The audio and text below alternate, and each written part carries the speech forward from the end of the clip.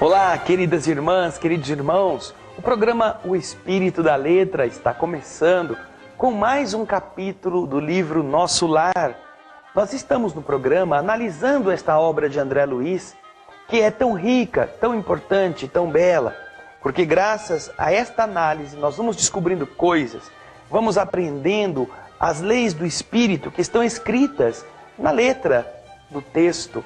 E este é o objetivo do nosso programa. Saudamos você que está já com o seu. Olha o meu aqui, ó. E você? Já pegou o seu? Já arrumou o seu cantinho de leitura? Você vê que em cada programa nós procuramos mudar um pouco a nossa estrutura para que você veja como é possível variar, como é possível adaptar aquilo que você tem à sua disponibilidade de ler no tempo que você possa. Então hoje o capítulo é muito interessante. Capítulo 30, olha, já chegamos no capítulo 30. Você quer saber sobre herança? Quer saber sobre eutanásia? Puxa, nós vamos encontrar André Luiz, capítulo 30, cujo título é esse, Herança e Eutanásia. Surpreso ainda com aqueles ensinamentos que Narcisa, a enfermeira, lhe havia dado acerca da visão de Francisco, o capítulo anterior. Então, ambos estão ali trabalhando, André Luiz ficou de plantão a noite toda, lembra-se? Aí chega Salústio, que era um dos ajudantes, e diz assim: Irmã Narcisa, a nossa Paulina está aí à porta pedindo para visitar o pai, que está internado no pavilhão. Só que, como o pai está agitado, eu, antes de conceder o ingresso de Narcisa, vim consultá-la, se realmente é adequado que a Paulina possa visitar o paizinho.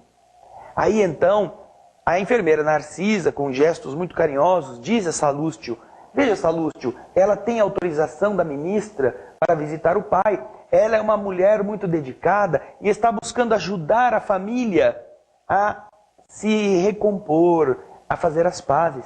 Mande-a entrar com urgência, ela tem coisas a fazer na presença do seu pai. Não passou um minuto, Salústio foi, já veio a própria Paulina. E enquanto isso, Narcisa disse para o André: André, olha, você vai ver que filha devotada, que filha generosa é esta nossa irmã Paulina. E André constata realmente a chegada da entidade, tratar-se de uma mulher linda, um espírito que emanava beleza na maneira de trajar-se, no seu porte, generosidade, tanto que ela não estranhou que o André estivesse presente, porque ela ia relatar um problema da sua vida pessoal, o caso que ela estava vivendo e que ela estava indo ali ajudar, era do seu pai. Talvez ela ficasse constrangida, mas não. Sentindo André Luiz um espírito bem intencionado, ela dirigiu-se a Narcisa, perguntando do paizinho. Narcisa informa que o pai estava um pouco agitado. E logo a seguir, você vai ver no texto, Narcisa, como diz André Luiz, nos convidou a acompanhá-la. E minutos depois, estávamos diante de um velho de fisionomia desagradável. Olhar duro, cabeleira desgrenhada, confusa, assim, toda agitada, rugas profundas, lábios retraídos, inspirava mais piedade do que simpatia. Procurei, entretanto, vencer as vibrações inferiores que me dominavam, a fim de observar acima de qualquer coisa, não é? Acima do sofredor, o irmão espiritual. Porque nós temos, queridas irmãs, queridos irmãos, aquela tendência, não é? De não gostarmos da pessoa, de não irmos com a cara dela, e a partir de então a gente, não é? Fica com raiva. E de tudo que a gente olha para aquela pessoa já não vai com a cara. André Luiz, vendo aquela aparência estranha, aquela aparência rude, naturalmente identificou a tendência de ver ali um velho antipático, mas mudou o pensamento. Vejam só como é importante. Esta é uma das revelações que André Luiz nos faz. Nosso pensamento, se muda o seu rumo, altera a nossa reação emocional em relação àquela pessoa. Então André conta que ele, assim que ele mudou e passou a ver, passou a mentalizar aquele homem como um irmão espiritual infeliz, ele diz, veja o texto, desapareceu a impressão de repugnância, acelerando-se-me os raciocínios. Apliquei a lição a mim mesmo. Como eu deveria ter chegado por minha vez ao Ministério do Auxílio, deveria ser horrível o meu semblante desesperado. Quando examinamos então a desventura de alguém, lembra André, nós lembramos das nossas deficiências. E aí existe nesse momento sempre um lugar para o amor fraterno no nosso coração. Chegou a filha. A filha dirigiu-se ao pai. Mas o que aconteceu? O velhinho não teve nenhuma palavra de ternura para com a moça. Mesmo sendo carinhosa, mesmo sendo generosa, como o seu olhar, que evidenciava aspereza e revolta, ele semelhava-se a uma fera que estava enjaulada. E ela então, dirigindo-se ao pai, está tentando convencer o velhinho a atuar de uma forma a perdoar as agressões de que foi vítima. Papai, o senhor está melhor? Ela pergunta. Com muito carinho, ela demonstra esse amor de filha. E o velho grita em voz estentórica, em voz metálica: não posso esquecer o infame, não posso descansar o meu pensamento. Aí eu ainda vejo ao meu lado, me dando veneno mortal, fala o velhinho. E a moça, acabrunhada, triste, diz: papai, não diga isto. Lembre-se de que Edilberto entrou em nossa casa como filho, enviado por Deus. Meu filho! Gritou o infeliz. Nunca, nunca aquele demônio, meu filho. Ele é um criminoso sem perdão, filho do inferno. Olha só. O velho estava desesperado, de raiva, fulo da vida. Paulina falava com calma, procurava ser carinhosa, procurava envolver o velhinho em uma atmosfera generosa, com os olhos cheios de água. Mas ela argumentava: papai, vamos pensar na lição de Jesus, que nos recomenda que nos amemos uns aos outros. Vamos atravessar as experiências da terra para adquirirmos o verdadeiro amor do Espírito. Nós precisamos fazer isto. E então, Paulina continua argumentando, como você verá no próximo bloco. Nós vamos fazer um breve intervalo e você vai ver quantas coisas importantes ela vai dizer para o seu genitor. Fique conosco.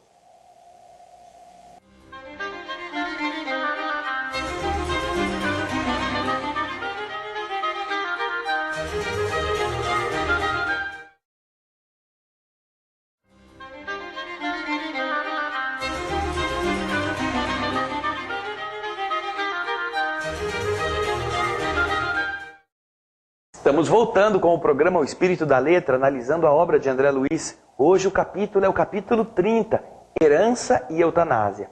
Já vimos Paulina conversando com o pai. O pai está revoltado com um dos filhos, Edilberto, a quem ele acusa de ser assassino, de ser o indivíduo que fez com que ele morresse, que ele acabasse a existência em situação difícil, e ele carrega-se de ódio. E a filha Paulina está tentando convencê-lo a não agir deste modo, a não ter raiva daquele ser que, na verdade, chegou à família como filho de carne e osso para que eles se entendessem. Não é apenas para que comessem a mesma comida, que dormissem debaixo do mesmo teto. A família é um cadinho, aquele crisol, aquele recipiente onde os produtos químicos se misturam, onde se derrete o ferro, se derrete o chumbo, em altas temperaturas, ali se misturam para que se harmonizem. Então, você vai ver aí ela argumentando com o pai. E ela diz assim, olha o texto, acompanhe conosco. Perdoe Edilberto, papai. Procure sentir nele, não o filho leviano, mas o irmão necessitado de esclarecimento.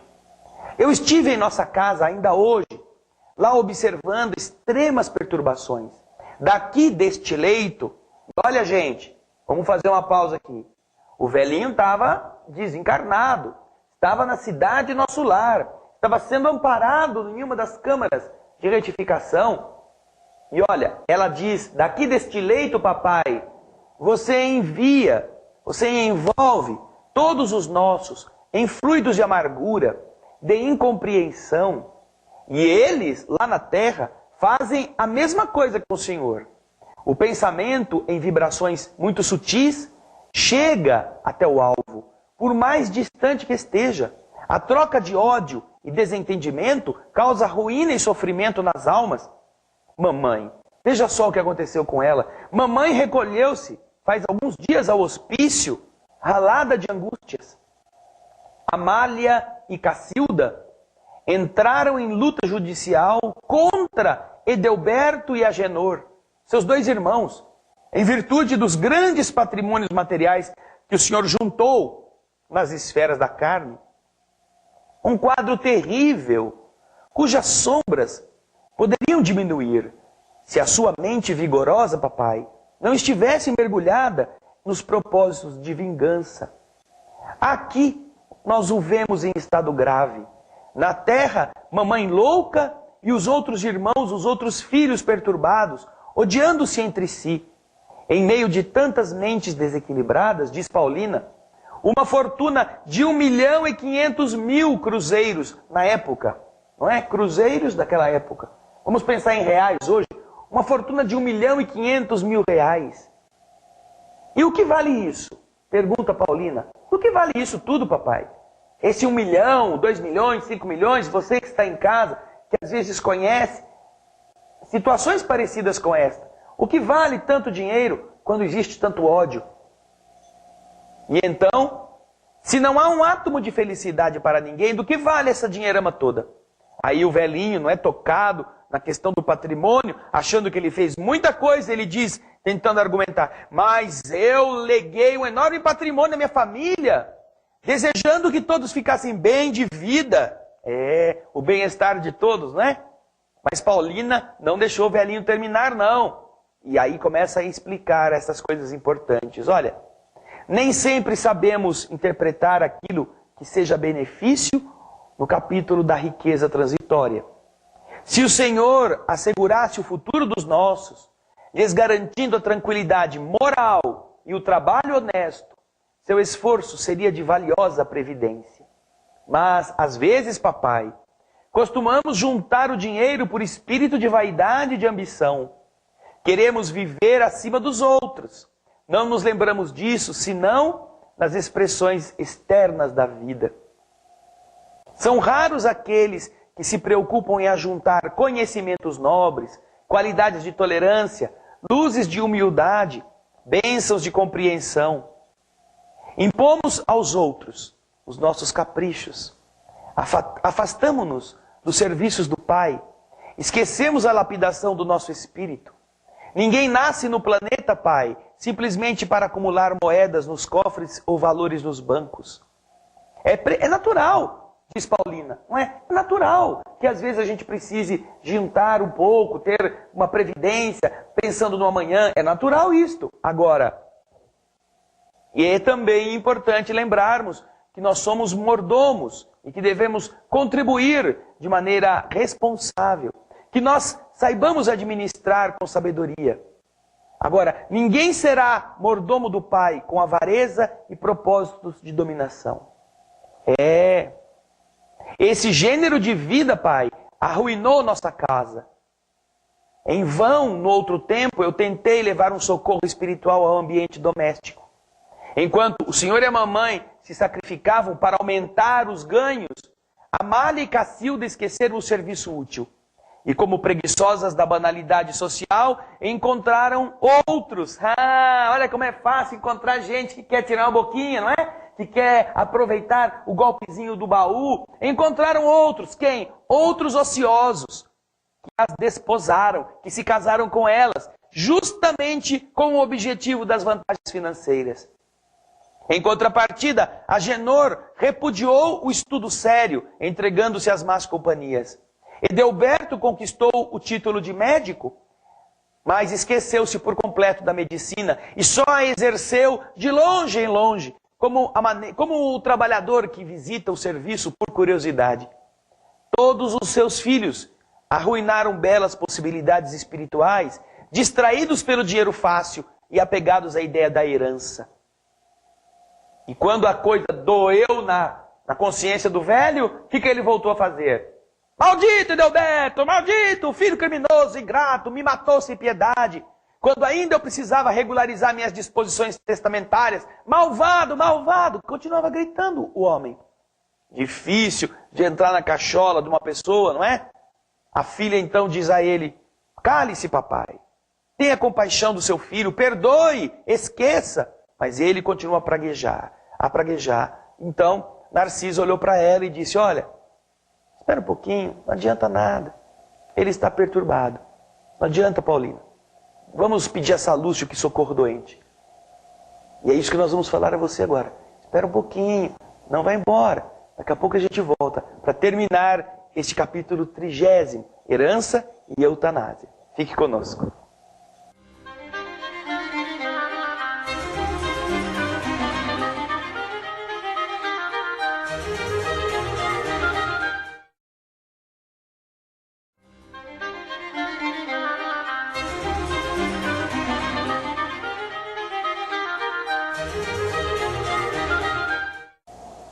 Estamos de volta com o Espírito da Letra, analisando a obra de André Luiz, o livro Nosso Lar. Hoje, o capítulo 30, Herança e Eutanásia. Herança, uma coisa que às vezes a gente pensa tanto, né? Seria tão bom ganhar um dinheirinho, uma herança de alguém.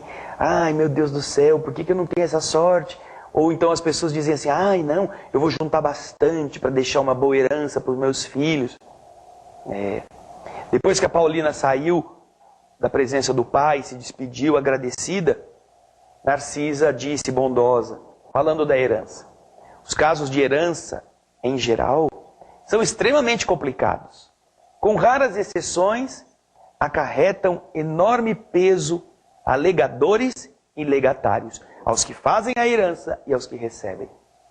Neste caso, porém, nós não vemos só isso, nós vemos a eutanásia. Eutanásia é a boa morte, aquele momento em que a pessoa pensa: ai, está sofrendo tanto, vamos atenuar o sofrimento. E olha só o que acontece. A ambição do dinheiro criou, diz Narcisa, criou na família de Paulina esquisitices e desavenças. Pais avarentos possuem filhos esbanjadores. Olha só que verdade, querido ouvinte, querido telespectador. Pais avarentos possuem filhos esbanjadores.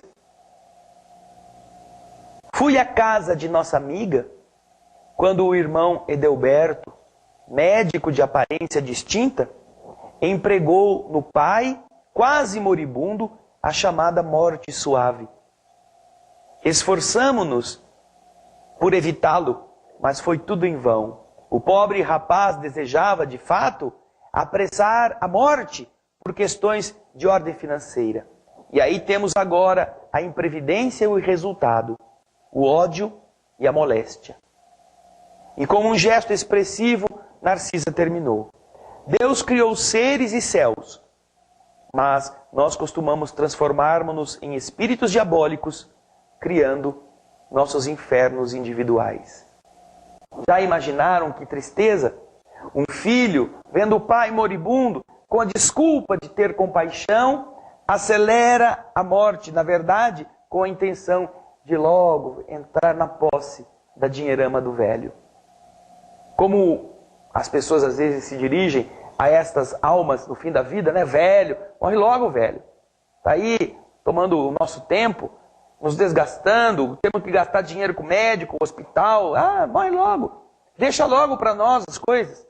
A eutanásia, como uma atividade, é condenada pelas leis do universo. E a doutrina espírita nos explica por quê, como você pode ver agora. O espírito que recebe esta dose, na verdade, ele é assassinado. E sabendo quem o fez, ele naturalmente vai se voltar contra aquele agente. E se for um espírito pouco elevado, vai odiar, mesmo que seja o próprio filho. E naturalmente, os dardos mentais emitidos do pai para a família e da família contra o pai, produziram todo este processo, fomentando a ambição, fomentando aquele apego, fazendo com que duas irmãs, casadas com dois ociosos, interesseiros, achando-se prejudicadas, entrassem na justiça para brigar com os outros dois irmãos, entre os quais está Edelberto. Tudo por quê? Porque o ódio enraizado nas questões de patrimônio fizeram deles adversários, quando poderiam estar vivendo uma experiência generosa, com a riqueza que foi deixada. Infeliz, triste, a mulher do velhinho acabou perdendo o juízo, porque ela também estava lendo a mesma cartilha que o seu marido, gostava das mesmas coisas, e acabou vitimada por esse mesmo processo. Já pensou quantos dissabores, quantas coisas ruins nós criamos para nós mesmos, para os entes queridos que ficam na terra, só por estarmos apegados a coisas, a pedaços de papel, a objetos? E se você deseja sair da terra para um lugar melhor, lembre-se que tudo isto é peso, tudo isto é amarra, tudo isto é uma situação que dificultará a sua elevação, porque o apego nos prende à dimensão material da vida. E não adianta estar em nosso lar. Ele estava em nosso lar perturbado, estava em nosso lar com situação de ódio no coração, vibrando contra os seus parentes, mas estava em desequilíbrio, estava recluso, estava como que arquivado ali num quarto que era uma forma de preservá-lo. Agora, não há dúvida que não faltava a ação divina para tentar ajudá-lo. Paulina estava lá, tentando salvar o pai, salvar os irmãos, salvar a mãe, com a coerência do amor, com a coerência do perdão, com o entendimento das coisas nobres da vida. Já pensou você que está brigando por pedaços de pano, por coisas que são tão transitórias ou mais transitórias do que qualquer vida física? Já pensou se você abre mão, se você releva, se você aprende a dividir, se você compartilha? Quantas vantagens você não haverá de ter como espírito? Porque quando você morrer, todo o seu patrimônio vai ficar, mas você continua vivo. Pode pegar um fogo lascado e queimar tudo, mas você continua vivo. Podem vender tudo, podem jogar e perder tudo no jogo, mas você continua vivo e livre destes resultados tristes. Senão você será perseguido por todas as coisas que ficaram na terra e terá vontade de tomar conta disto. Vai ficar assombrando sua casa, seu chinelo, seu sapato, sua roupa. Já pensou você, assombração de guarda-roupa? Já pensou você, assombração de veículo? Ah, sai dessa. É isso que os espíritos estão explicando. A herança e a eutanásia são duas coisas muito, muito sérias. E nós devemos aprender a trabalhar com isso para não sermos vítimas de uma coisa que chamamos de previdência e de outra coisa que chamamos de compaixão para aquele que está sofrendo. Quando na verdade é apenas egoísmo mesmo, funcionando bem disfarçado. Obrigado pela sua presença, obrigado pelo seu carinho, pelos seus e-mails.